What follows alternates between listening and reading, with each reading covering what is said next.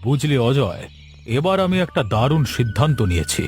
আশা করছি এই সিদ্ধান্তে চললে আমাদের গ্রামের অনেক ভালো হবে। আপনার মাথা থেকে যে কি সব বুদ্ধি বের হবে তা আমার আগে থেকেই জানা আছে। এখন আপনি বলুন তো, আপনি ঠিক কি সিদ্ধান্ত নিয়েছেন?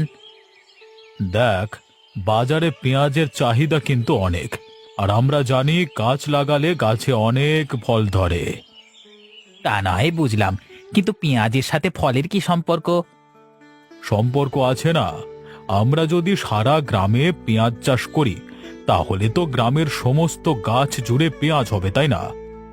তাহলে আপনি বলতে চাইছেন গাছে পেঁয়াজ ধরে, তাই তো? তা নয় তো কি, তুই দেখতে পাস না কি সুন্দর ফল হয় গাছে, তেমনই পেঁয়াজ হবে। হ্যাঁ হ্যাঁ জমিদার মশাই, আপনি ঠিক কথাই বলেছেন, আপনার কথাই যুক্তি আছে। তাহলে আমার সিদ্ধান্ত ঠিক আছে না?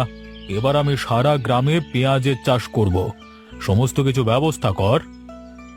ঠিক আছে, আপনি যেহেতু সিদ্ধান্ত নিয়েছেন পেঁয়াজ চাষ করবার, এখানে তো আর আমি কিছু বলতে পারি না।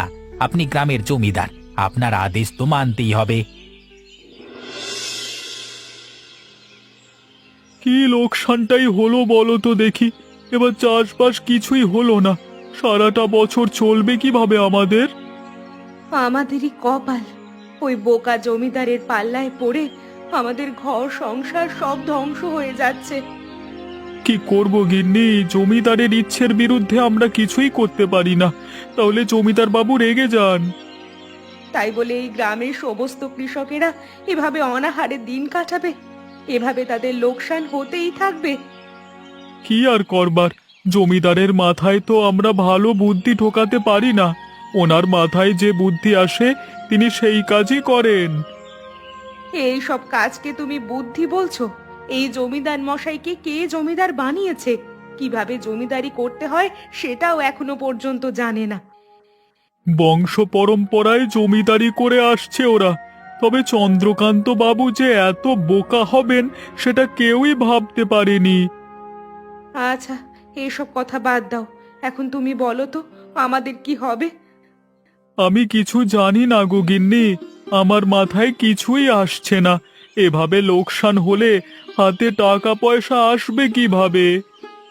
তুমি দেখো না, অন্য কিছু একটা করা যায় কিনা, কিংবা জমিদার বাবুর কাছে গিয়েই দেখো তিনি যদি অন্য কোনো কাজ দিতে পারেন কিনা তোমাকে।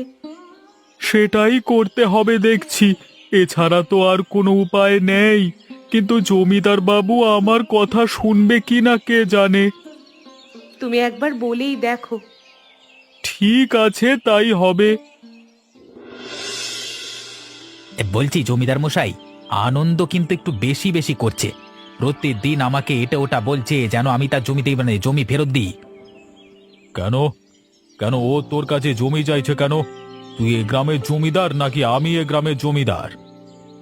আরে বাবা, তেমন কিছুই নয়। আপনার কাছে তো এসে বলবার সাহস পায় না, তাই আমাকেই বলে। এবার আপনি বলুন আমি কি করতে পারি। এই মুহূর্তে আমি কিছুই ভাবতে পারছি না। তুই একটা কাজ কর, ওকে বলে দে ওর জমিতে এবার অন্য কিছু চাষ করা হবে, পেঁয়াজের মতোই। ধর, আপনি কিছুই বুঝতে পারেন না। আমি বলছি এক কথা আর আপনি বলছেন অন্য কথা। আমি বলছি ও ওর জমি ফেরত চায়। তাহলে এখন আমরা কি করতে পারি?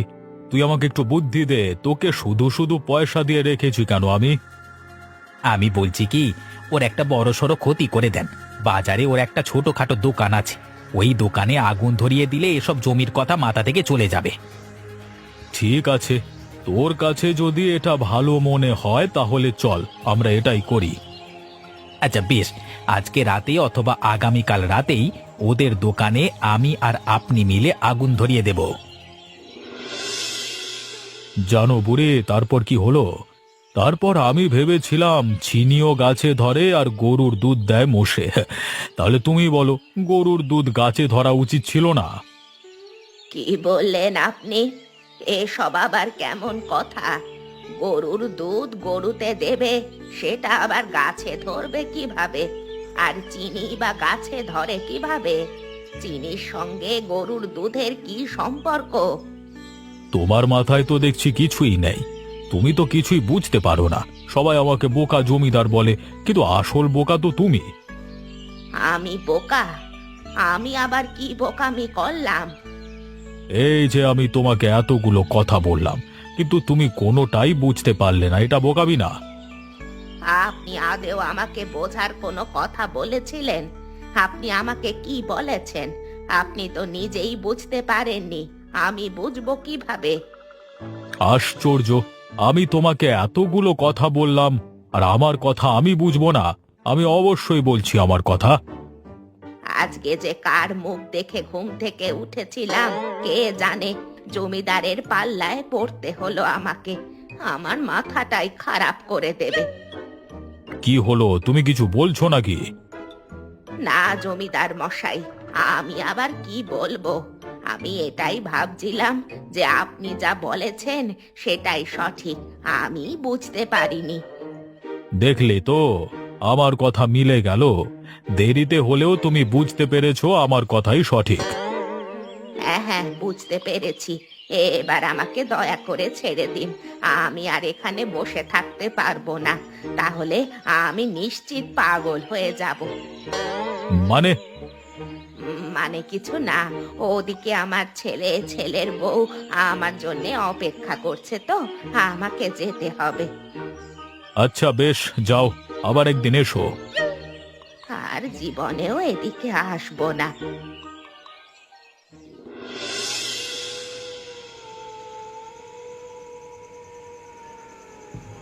জমিদার মশাই, আপনাকে নিয়ে আসা আমার খুব বড় ভুল হয়েছে।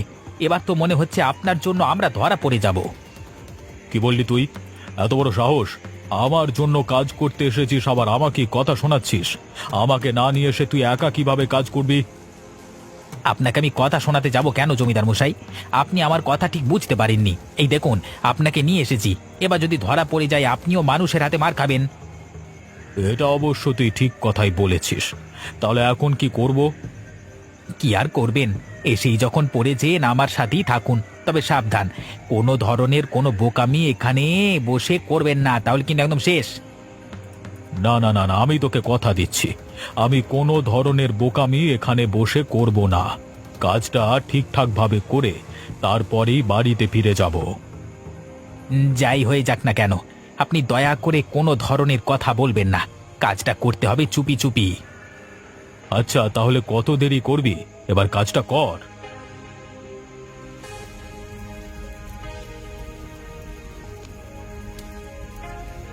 কি মজা, কি মজা! এবার আনন্দের দোকানটা পুড়ে গেল, এবার মজা হবে। আমি বলেছি কথা বলবেন না, তবু আপনি কথা বলছেন কেন? আরে এখনই তো লোকজন এদিকে ছুটে আসবে, এসে যদি আমাদের দেখতে পায় একদম ছাতু বানিয়ে দেবে। ঠিক আছে ঠিক আছে, এবার তাহলে চল।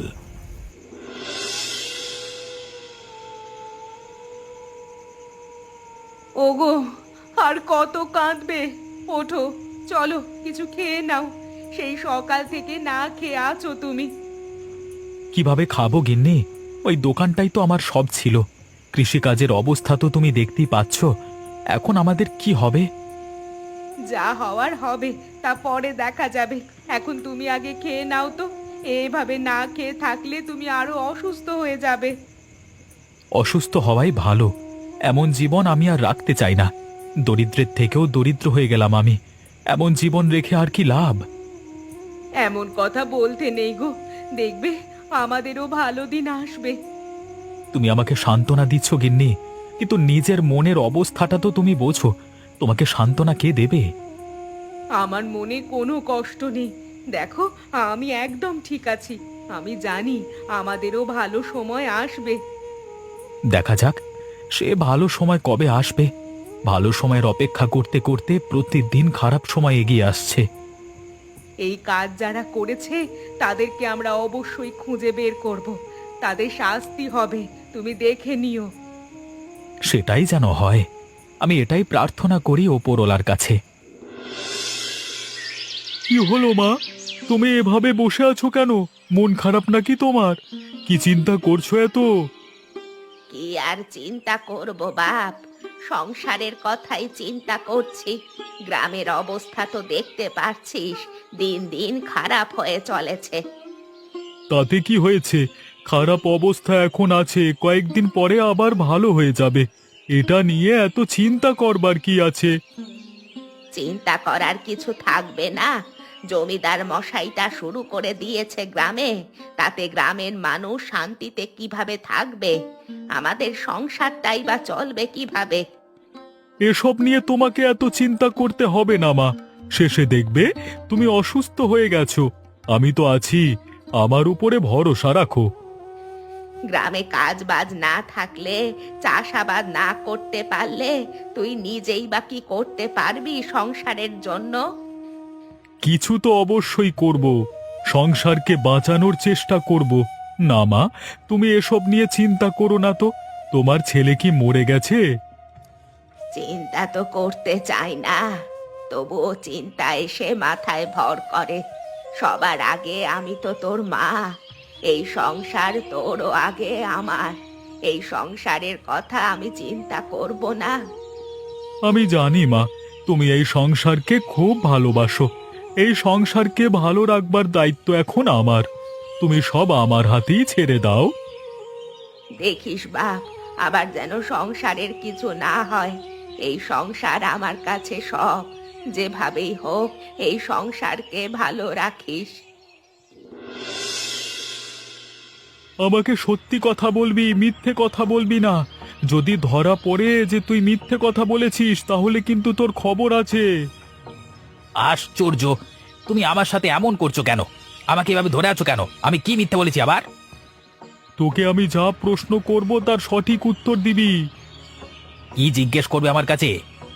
তুই আমাকে বল, আনন্দের দোকান পুড়িয়ে ফেলেছে কে? আমি নিশ্চিত এটা তুই জানিস। আমি কিভাবে জানবো? আমি কি তখন আনন্দের দোকানে ছিলাম নাকি? কে বা কারা আনন্দের দোকানে আগুন দিয়েছে কে জানে? তাহলে তুই দিয়েছিস। সত্যি কথা বলবি নাকি মার খাবি, কোনটা? আমি মিথ্যে কথা বলবো কেন তোমার কাছে? আর আমি বা আনন্দের দোকানে আগুন লাগাবো কেন? আনন্দের সাথে আমার কি কোনো শত্রুতা আছে? শত্রুতা আছে কিনা সেটা আমার জানবার প্রয়োজন নেই, তবে আমি নিশ্চিত তুই এ কাজের পেছনে আছিস। তুই বল, এ কাজ তুই কেন করেছিস? আমি সত্যি বলছি। মেরো না, মেরো না, মেরো না বলছি। এসব কিছু আমি জমিদার বাবুর আদেশে করেছি। আনন্দ জমিদার মশাইয়ের কাছে জমি চাইছিল। চন্দ্রকান্ত বাবু এমনটা করেছে? এসব কিছুর পেছনে চন্দ্রকান্ত বাবু আছে, আমার কোনো দোষ নেই, বিশ্বাস করো। যেহেতু এসবের পেছনে চন্দ্রকান্ত বাবু রয়েছে, তার মানে এসবের পেছনে তুইও আছিস। এসব ব্যাপার নিয়ে তোমরা চন্দ্রকান্ত বাবুর সাথে কথা বলতে পারো তো, আমাকে ছেড়ে দাও না।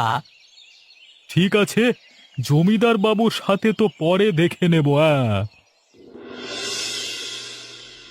জমিদার মশাই, এসব কিভাবে হলো? আপনার গুদামে আগুন লাগলোই বা কিভাবে? কারা করেছে এমন কাজ? তা তো জানি না কারা এমন কাজ করেছে, তবে আমার মনে হয় এটা কেউ করেনি, বুঝলে। এমনি এমনি আগুন লেগে গেছে। আহারে, কেউ আপনাকে সাহায্য করেনি? আমরা যদি রাতেই জানতে পারতাম তাহলে হয়তো আপনাকে সাহায্য করতে পারতাম। আশেপাশে যারা ছিল কেউ আমাদেরকে সাহায্য করেনি। অজয় উল্টে আমার টাকা পয়সা নিয়ে পালিয়ে গেছে। ওই ছেলেটা যে একটা বদমাশ তা তো আমরা আগে থেকেই জানি। আপনি যে কেন আপনার সহায়ক বানিয়েছিলেন কে জানে। কি করব বলো, আমাকে সাহায্য করবার মতো এ গ্রামে কেউ নেই। আমি একটু বোকা কিনা, জমিদারি কিভাবে চালাবো এই ভেবেই অজয়কে সহকারী হিসেবে নিয়োগ দিয়েছিলাম। দেখলেন তো, এভাবে যাচাই বাছাই না করে সহায়ক বানিয়েছিলেন, এবার সব কিছু নিয়ে পালিয়ে গেল। আপনাকে বিপদে রেখেই পালিয়েছে। থাক, ও যদি এ কটা টাকা পয়সা নিয়ে ভালো থাকতে পারে তাহলে থাকুক, আমার কোনো সমস্যা নেই। আপনি সহজ সরল হলেও খুব ভালো মানুষ। আর বলিস না ভাই, আমাদের গ্রামের জমিদার বড্ড বোকা।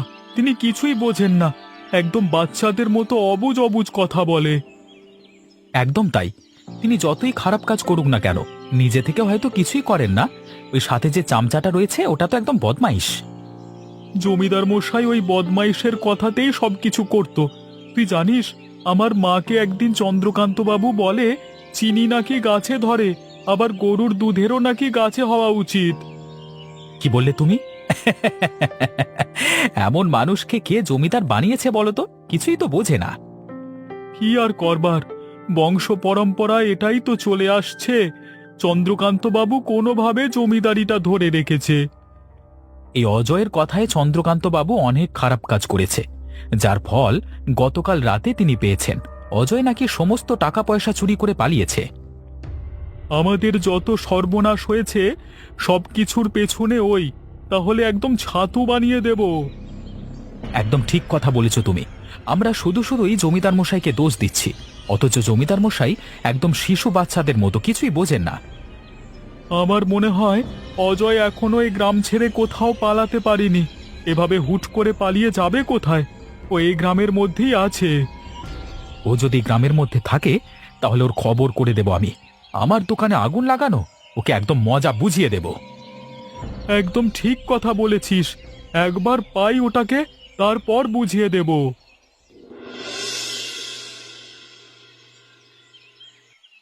কি জমিদার বাবু, আপনি এত অসুস্থ, তাও এতটা দিন ধরে আমাকে একবারও খবর দেবেন না?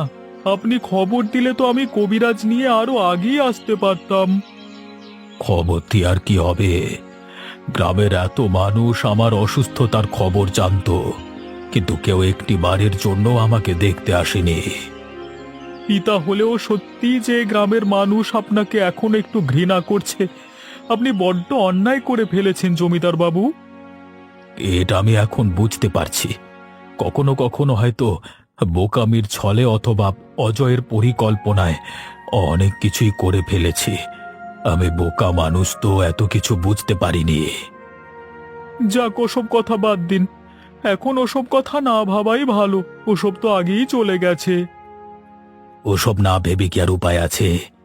এভাবে মানুষের ঘৃণার পাত্র হয়ে আর কতদিন বেঁচে থাকবো বলো তো? এখন থেকে আপনি মানুষের সেবা করলে মানুষ আপনাকে আর ঘৃণা করবে না। সবাই আপনাকে ভালোবাসবে, আপনি দেখে নেবেন। শরীরে যা অবস্থা, তাতে বাঁচি কিনা মরি সেটাই তো বুঝতে পারছি না। তুমি আবার কষ্ট করে আমার জন্য আসতে গেলে কেন? শত হলেও আপনি এ গ্রামের জমিদার। অল্প হলেও তো আপনি এ গ্রামের ভালোর জন্য কাজ করেছেন, সেটা কি আর ভুলে যেতে পারি?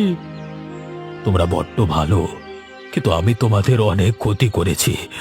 ওপরওয়ালা আমাকে শাস্তি দিক। গ্রামবাসীরা, আমি এতদিন তোমাদের সাথে অনেক অন্যায় কাজ করেছি। এবার আমি আমার ভুলটা বুঝতে পেরেছি। তোমরা সবাই আমাকে ক্ষমা করে দিও। আপনি ওসব কথা বাদ দিয়ে এবার আমাদের গ্রামের উন্নতির কাজে লেগে পড়ুন। আপনি যদি গ্রামের উন্নতি করেন তাহলে গ্রামের সবাই আপনাকে আবার ভালোবাসবে। আপনি যে কাজগুলো করেছেন তাতে আপনাকে কোনোভাবেই ক্ষমা করা যায় না। আপনি কত কত পরিবারকে কষ্ট দিয়েছেন।